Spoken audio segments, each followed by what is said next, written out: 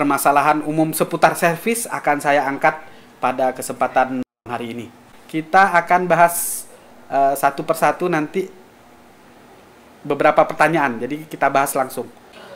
Harga untuk bakul, untuk pedagang lain. Harga kulaan istilahnya. Jadi untuk harga ini sebenarnya kan memang satu. Harga servis tidak pernah ada patokan. Kecuali LCD.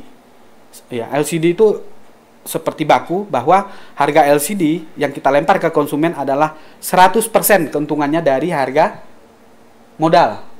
Dari harga modal. Jadi kalau modalnya 200.000 ya minimal 400.000. Seharusnya begitu. Kalau harga secondnya masih masuk, tambahin ongkos pasang. Modal 200, misalnya dia A50 misalnya kan ya. A50 kan masih lumayan tuh. Harga LCD A50 berapa? Boleh kita cek ya. Sambil saya cek di sini. Harga LCD Samsung A50. Ini yang KW ya, bukan ori. Yang KW. Kita lihat. 200 A30, A50 ini kurang lebih 200.000. Nah, 200.000 kalau saya di sini, kawan-kawan di MQcell, di Magic, 200 itu dikalikan 2. Dibuat untung 100%. Kemudian karena secondnya A50 ya, paling 1,5 juta kali ya, kurang lebih segitu. Berarti masih masuk nih, kalau 400 masih terlalu rendah.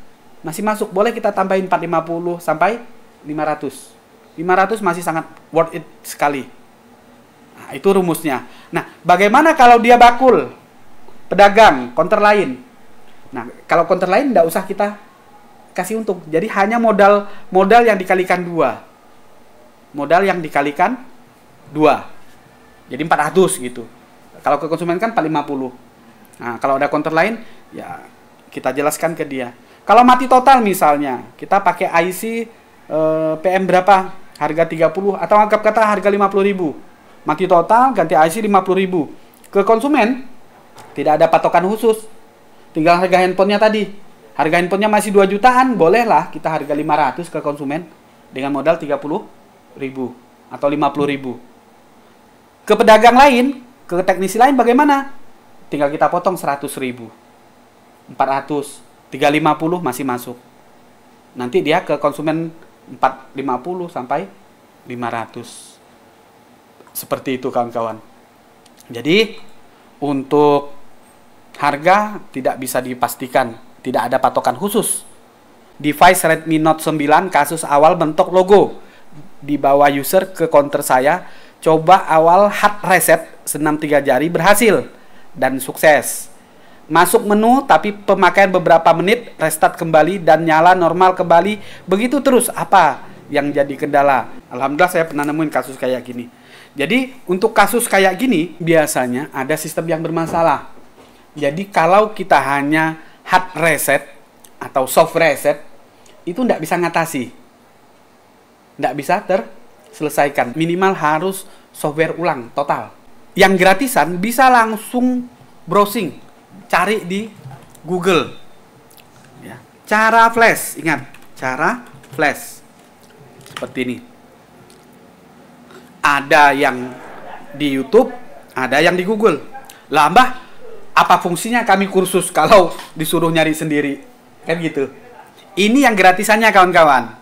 Ini yang gratisannya. Banyak beredar. Makanya saya tidak membuat buku, tidak buat tutorial tentang software, tentang flashing. Apalagi yang gratisan. Ini banyak caranya, macam-macam. Begitu kita buka, ya, begitu kita buka, di sini sudah ada ada drivernya, ya, ada drivernya, ada flash toolnya, Mi Flash ini. Kemudian ada cara unlock bootloadernya, karena dia masih di lock bootloader, dikunci, tidak boleh dimodif, tidak boleh di flash. Kalau di flash, ya nanti rusak. Ya, jadi harus di unlock. Kelengkapannya ada di sini. Tutorialnya ada di sini. Saya tidak jelaskan satu persatu. Nah, terus kita belajarnya yang mana? Belajarnya di UV nanti. UV. Jadi tidak menggunakan kabel USB. Tapi menggunakan direct ISP dan adapter. Seperti itu. Oke? Nah, jadi coba di flash dulu. Kalau memang masih sama, ada kemungkinan hardware. Artinya dia logo kayak gitu, ada permasalahan hardware. Apa hardware-nya? Berarti ada kemungkinan, yang paling ringan dulu, kemungkinan ada komponen yang bocor. Sehingga bikin restart. Tegangan nggak stabil, bikin bocor. Nanti logo lagi dia. Di Xiaomi banyak sekali saya temukan kasus-kasus logo restart itu karena short. Awalnya dia kena air misalnya. Kemudian ini, nah Samsung muncul begini, mau di flash lewat Odin, tapi ID COM tidak terbaca, padahal sudah download USB drivernya. Dalam posisi ini seharusnya masih bisa terdetek di komputer. Ya, walaupun jadul-jadul seperti Samsung Duos, Galaxy V, di bawahnya lagi itu Galaxy Young dan sebagainya. Kasus ini masih fokus di driver, Bang. Nah, memang kadang driver ini kan macam-macam ya. Kalau kita mau ngikutin sarannya, recovery-nya pakai KISS Samsung. Nah, aplikasi KISS Samsung for PC. Download ini. Jadi biar driver pun juga bisa sekaligus. Ini boleh kawan-kawan download. Kemudian Redmi 8 pas saya mau bersihkan timah di PCB menggunakan blower, tapi PCB ngelembung, sedikit bunyi bres, kayak bocor ya, kayak ban kempes. Apakah masih bisa diselamatkan? Nah, jadi ketika PCB melembung, perlu diketahui bahwa PCB ini terdiri dari beberapa layer, beberapa lapisan. Jadi ketika dia melembung, apakah antar lapisan kan tentu ada koneksinya. Koneksinya itu putus atau tidak? Kita kan nggak tahu nih. Jadi jalan satu-satunya yaitu dengan cara apa? Dicoba aja. Pasang IC powernya, misalnya IC power nih di kaki-kakinya, di PCB yang melembung. Ya sudah, coba dipasang langsung IC powernya. Lihat apakah ada efek atau tidak. Jadi tidak bisa cuma diterawang dari jarak jauh, tidak bisa dipastikan secara langsung. Bisa tidak HP menyala tanpa IC RF? Realme 6 Pro. Oke, kita bahas. Jadi kawan-kawan, ini pembahasan umum ya. Pembahasan umum. Bisa ndak IC RF ini menyala handphone itu menyala tanpa IC RF? Tergantung. Kita harus lihat strukturnya dulu. Ya. Apakah IC RF-nya ini melewatkan yang namanya osilator? Kenapa? Osilator ini selain dibutuhkan oleh RF, juga dibutuhkan oleh CPU. Jadi saya tidak bisa menjawab langsung, oh bisa, oh tidak, gitu. Jadi harus kita lihat strukturnya. Coba saya buka di Borneo ada atau tidak. Jadi ini, kalau mau untung nasib, adu bejian, angkat aja. Kalau memang ternyata arusnya berubah, ya sudah mau tidak mau harus dipasang kembali. Ini gamblingnya. Tetapi kalau untuk tahu, kita coba Realme apa tadi? 6 Pro.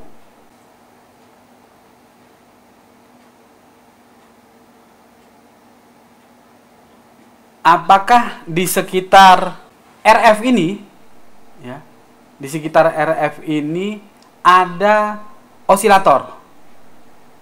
Kita lihat. Nampaknya tak ada. Jadi saya sendiri, sekali lagi saya tekankan, tidak bisa menjawab langsung. Apakah dengan diangkat RF-nya, dia masih hidup atau tidak. Kita lihat saja di sekitar ini, saya tidak melihat adanya osilator. Jadi bisa saya simpulkan, untuk Realme 6 Pro, ini kalau dicabut RF-nya, dia tetap hidup. Seperti itu. Ini masih gambling ya Bang Wendy ya. Jadi memang harus betul-betul detail, yaitu dengan cara cek di skema apakah osilator 26 MHz atau 19,2 MHz itu masuk ke RF dulu, kemudian baru dikirim ke CPU. Karena untuk CPU bisa bekerja, salah satu syaratnya adalah dia mendapatkan frekuensi yang besarnya separuh dari osilator, yaitu 13 MHz. Seharusnya seperti itu. Nah, ini tidak bisa dijelaskan hanya melihat hardware solution, tetapi bisa kita jadikan acuan sedikit ketika di area ini kita nampak, ya, ini kebiasaan, ilmu kebiasaan, ilmu T10 namanya, nampak ada osilator, maka bisa dipastikan ini akan menyebabkan mati kalau diangkat atau paling tidak blank. Seperti itu. Untuk flash, apakah UV box dapat menyelesaikan segala permasalahan software? UV box itu di dalamnya. Nah, kawan-kawan sekalian, jadi di dalam kita menggunakan UV box, begitu kita install, ya, begitu kita install, kita akan mendapatkan 4 aplikasi. Kita akan mendapatkan 4 aplikasi. Yang pertama, aplikasi UV eMMC Toolbox. Ini yang kita dapat. Itu yang pertama.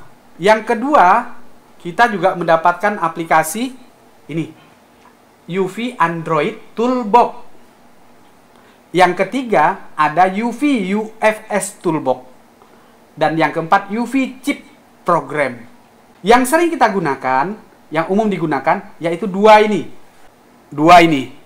UV eMMC Toolbox dan UV Android Toolbox.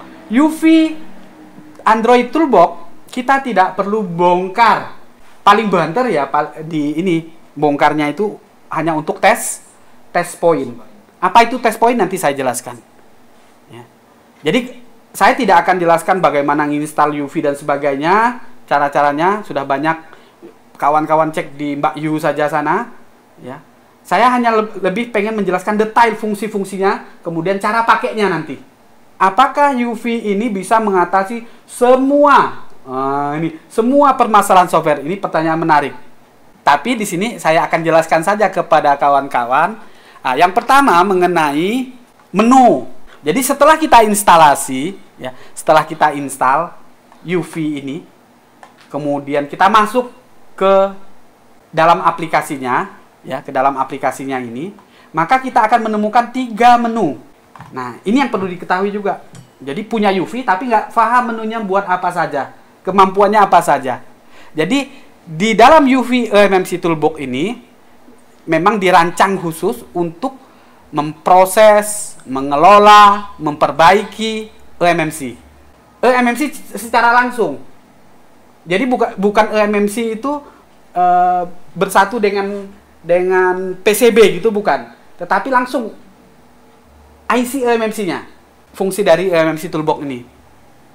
Nah, fungsi yang pertama, ya, fungsi yang pertama dari menu program ini, ya, menu program ini, dia bisa mengidentifikasi perangkat. Ada identify eMMC di sini. Jadi begitu nanti kita waktu menggunakan eMMC Toolbox ini kan ada 2 cara. Yaitu cara yang pertama menggunakan direct. Kalau kita direct, maka di sini harus kita centang. Di sini, di pojok kanan nih, sebelah kanan. Ini harus kita centang. Berarti kita menggunakan fungsi direct. Oke?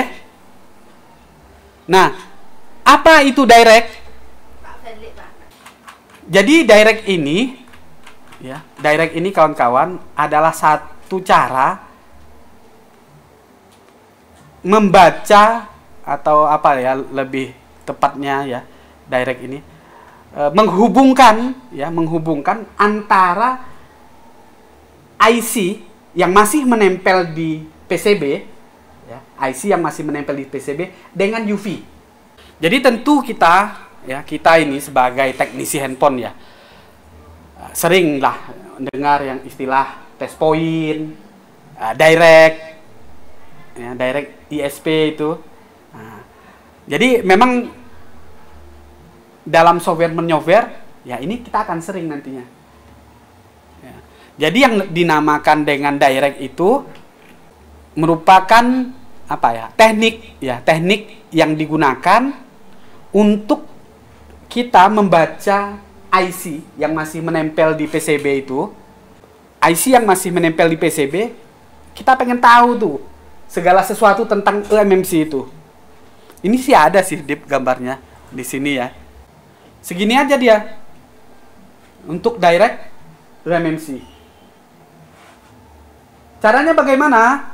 Caranya dengan cara kita jumper, ya.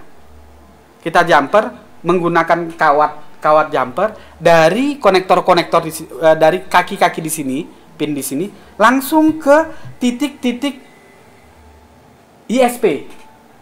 Direct itu kita jumper dari ISP ini langsung ke PCB, nyambung. Kemudian ISP-nya ini kita tancap ke UV box.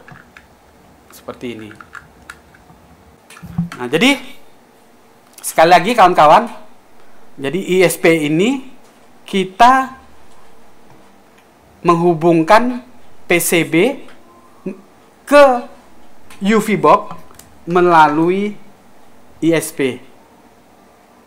Dan kita harus cari nih, ada kaki-kaki yang namanya kaki VCC, ya, VCC key, ground, CLK, CMD, DAT0. Ini harus kita cari. Contoh nih, kita pengen direct atau langsung nih ISP Xiaomi Redmi 5A misalnya. Maka di sini langsung muncul titik-titik yang harus kita jumper ke sini, ke ISP ini. Jadi di jumper itu ada data 0, CLK, clock, kemudian VCC, ya, VCC, kemudian CMD, comment, kemudian VCC, key. Jadi harus di jumper semua. Tambah satu lagi ada yang namanya ground. Nah, ini cara kita mendirect. Setelah kita jumper, barulah nanti melalui UV ini sudah kita jumper ini nama-namanya data 0, CMD, CLK, ground, VCC, VCC key yang ada di ISP, kemudian kita konekkan dengan yang ada di PCB, sudah, barulah kita detect. Baru bisa kita identify. Jadi fungsi identify ini adalah untuk mengidentifikasi IC eMMC kita, ya, ini termasuk jenisnya, kapasitasnya, kecepatannya, informasi-informasi, atau bahkan masih ada isinya atau masih sudah kosong, itu bisa kita lakukan dengan cara mengklik tombol identify eMMC dari menu program. Nah, yang kawan-kawan lihat di sini, ya, di menu program ini, kita bicara eMMC secara keseluruhan. Jadi kalau eMMC itu kita anggap sebuah rumah, maka di menu program ini sak rumah, totalitas komplit. Di rumah itu kan ada kamar, ada ruang-ruangan, ada WC, ada macam-macam ruangan yang macam-macam fungsinya, betul ya? Di rumah pasti ada ruang makan, misalnya ruang tamu, ruang keluarga, kemudian kamar, toilet, dan sebagainya. Nah, di menu program itu kita bicara tentang satu rumah. Di sini kita bisa menghapus isi eMMC, ya. Kita bisa menulis, kita bisa membaca, ya, ada fungsi read di sini. Ada fungsi write. Fungsi read atau write ini memungkinkan kita untuk menulis, membaca pada IC eMMC tersebut. Bahkan kita bisa memulihkan, ya, data dari eMMC. Bisa kita pulihkan kalau memang masih terbaca tentunya. Atau kita bisa memperbaharui perangkat eMMC kalau write ini, ya. Read itu membaca, write tulis. Kemudian dari menu program ini kita juga bisa memformat eMMC. IC-nya bisa kita format. Sama dengan flash disk. Kalau diformat apa yang terjadi? Flash disk-nya jadi baru, kosong. Tidak ada isinya. Jadi kalau rumah itu lost. Tidak ada perkakasnya. Itu fungsi format. Mana format? Ya, ini ada dua nih. Ada dua nanti untuk fungsi format ya. Kita bisa memilih update eMMC FW atau kita bisa memilih eMMC factory reset. Fungsinya sama. Seperti itu. Kemudian ya, selain kita mengosongkan ya, karena apa? Fungsi format ini ya juga bisa membantu kita memperbaiki masalah kerusakan atau partisi ruangan-ruangan yang bermasalah. Kalau di hard disk itu bad sector istilahnya. Bisa kita atasi dengan cara di format. Format itu tadi eMMC factory reset ataupun update eMMC FW. Itu fungsinya. Kemudian ya, kita bisa repair. Ya, kita bisa repair eMMC yang rusak. Seperti itu. Nah, di sini juga ada fungsi special test. Ini tugas-tugas khusus, ya, tugas-tugas khusus. Nih, ya, kawan-kawan lihat kan ya, tugas-tugas khususnya. Update eMMC 5X firmware, program RPMB key, kemudian secure wipe. Ya, secure wipe ini menghilangkan kode pengaman. Kemudian wiping secure ya. eMMC full reset. Nah, jadi tugas-tugasnya sama seperti ini. Ada di sini semuanya.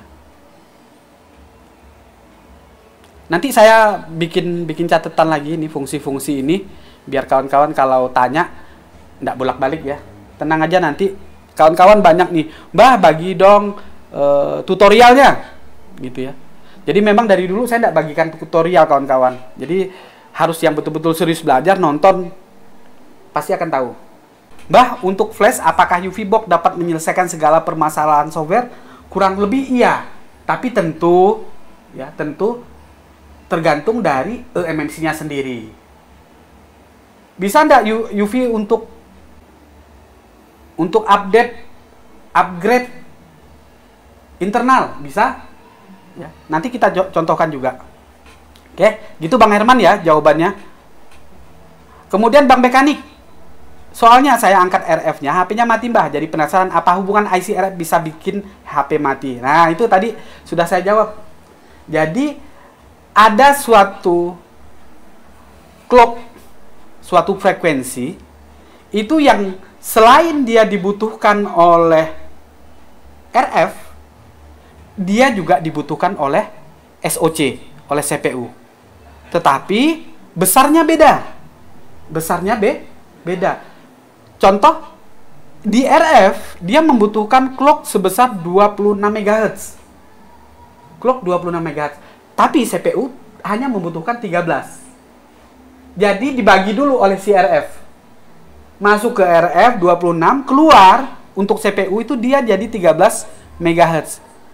Jadi kalau RF-nya diangkat, otomatis 13-nya keluar nggak? Nggak keluar. 13 MHz itu adalah syarat wajib CPU untuk hidup. Dia pompa jantung. Nggak ada yang pompa. Mokat. Mati.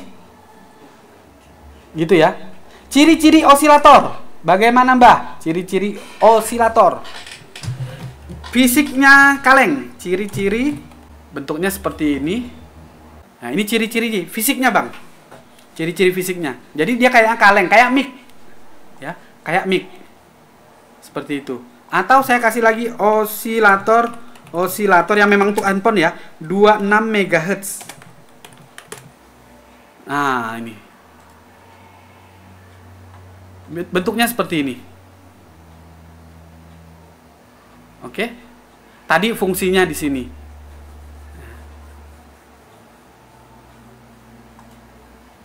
Fungsinya. Yang biasa kita pakai osilator kristal atau kristal osilator. Ini.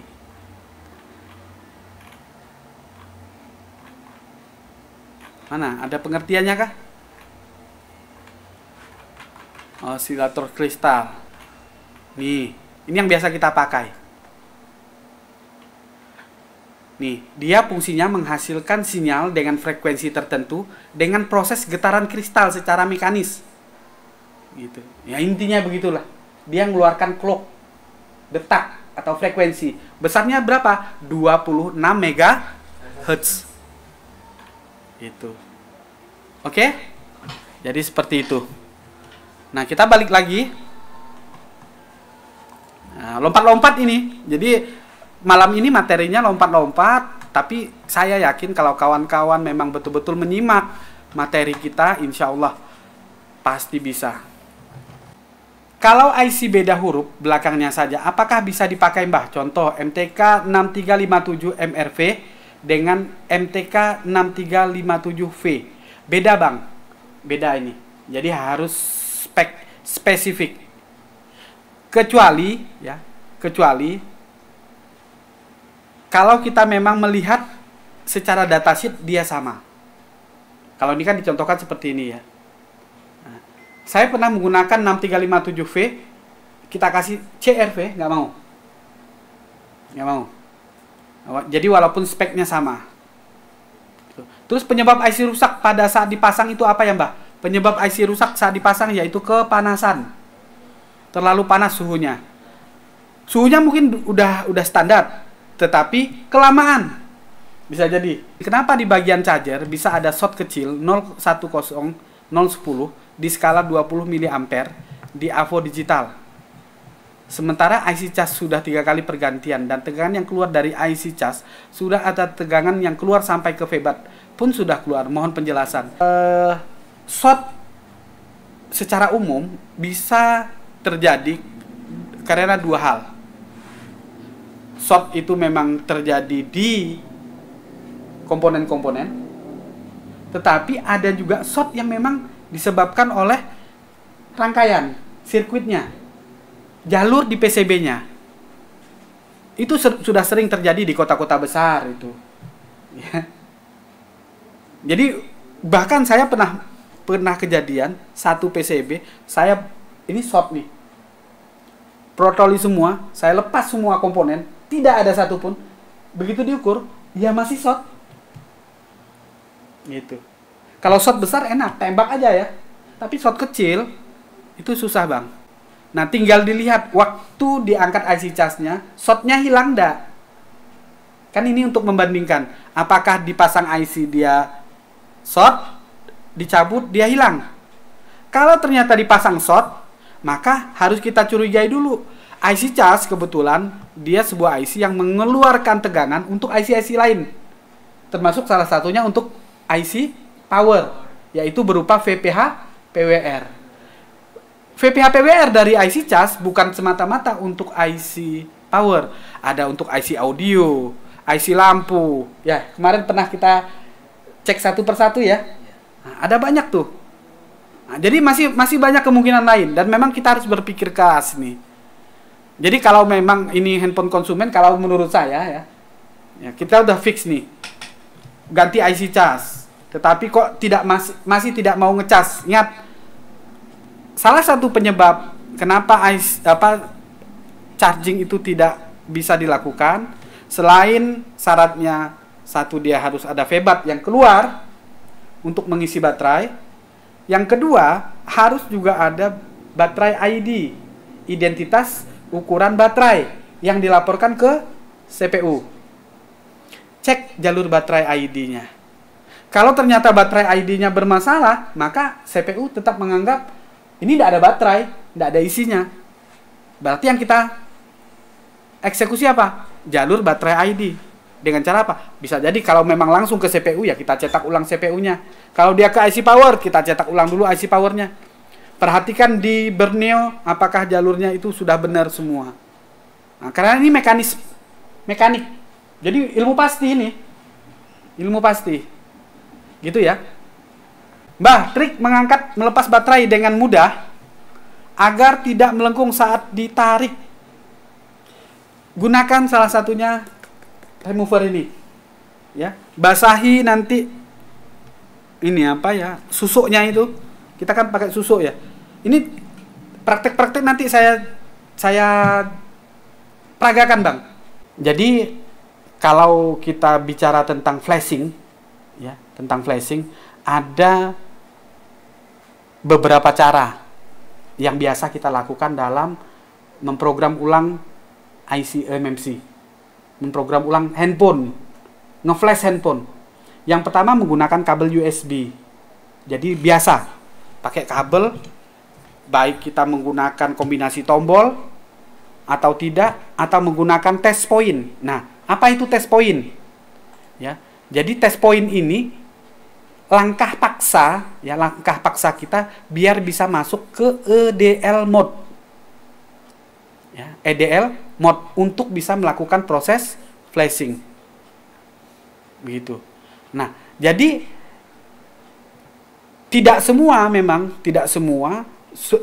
tipe handphone itu harus menggunakan test point. Nah, karena memang tiap tipe handphone beda-beda jenis security-nya, jenis keamanannya.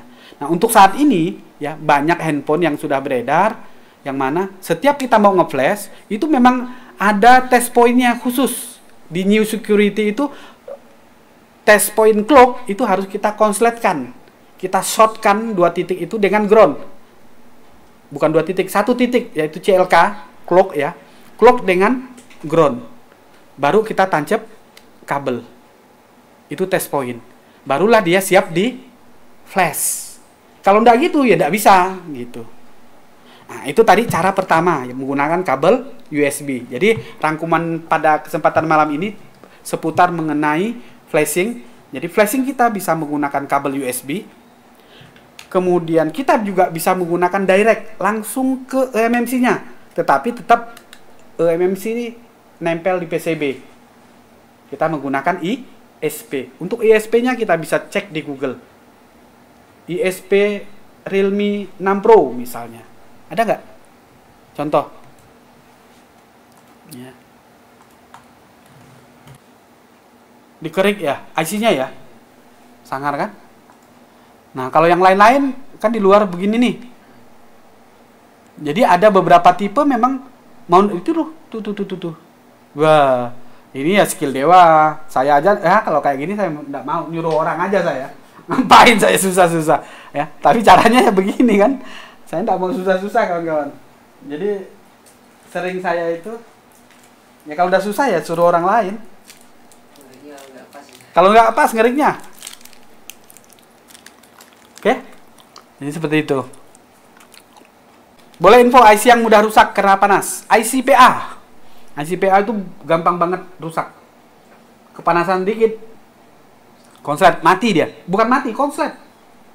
Ini sejak zaman dahulu kala, sejak zaman Nabi Sulaiman, itu IC PA itu kalau kepanasan dikit, benar. Nokia itu dulu tuh. Ya. Sampai sekarang.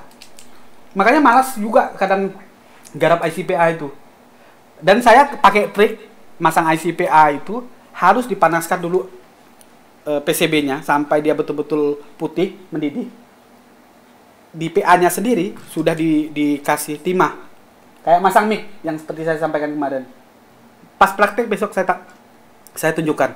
Jadi di kakinya ini semua sudah saya kasih timah, PCB dipanasin sampai mendidih. Nanti kalau udah putih mengkilat, baru langsung pluk tempel, manasinnya sebentar aja.